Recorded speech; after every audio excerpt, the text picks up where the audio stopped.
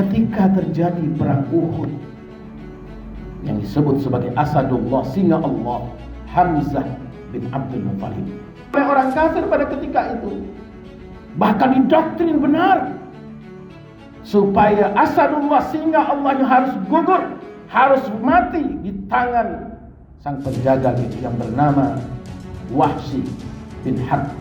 Bisa dibayangkan betapa sakitnya Rasulullah, betapa perihnya hatinya Rasulullah sallallahu alaihi wasallam. Tapi apa yang terjadi sidang jamaah Jumat rahimakumullah?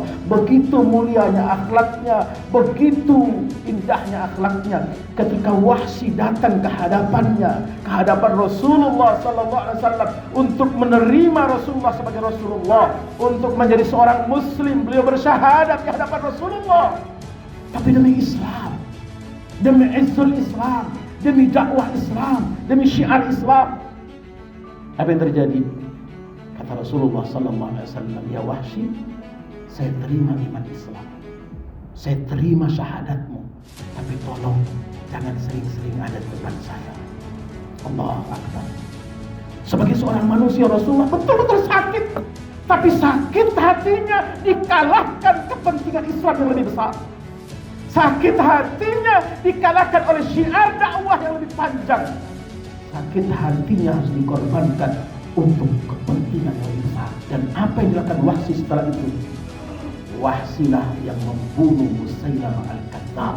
Akhlak yang mulia ditunjukkan oleh Rasulullah SAW membuat kita untuk merenung. Kita umatnya, kita pengikutnya, kita pencintanya, mungkin belum pernah merasakan luka dalam sejarah kehidupan kita, dalam syiar, dalam dakwah, dalam penampilan, dalam menegakkan yang hak, dalam membela kebenaran, dalam menuntun umat manusia. Mungkin kita lebih banyak mendapat nikmat dan karunia, mendapatkan kedudukan dan jabatan, mendapatkan kemewahan dan kenikmatan dunia. Mungkin saja, boleh jadi.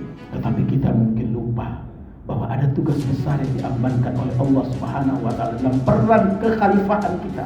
Kalau untuk sebagai seorang manusia kita cukup soleh sebagai manusia, melaksanakan kewajiban kita, menegakkan rukun Islam, bersyahadat, sholat, zakat, bahkan umrah dan haji, sudah cukup.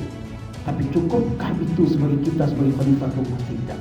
Berperan kita dalam partai politik, dalam urusan sosial, urusan budaya, urusan kehidupan dunia, urusan internasional, urusan apapun, sekecil apapun peran kita, insya Allah menjadi wasilah untuk kita memberikan jawaban di hadapan Allah.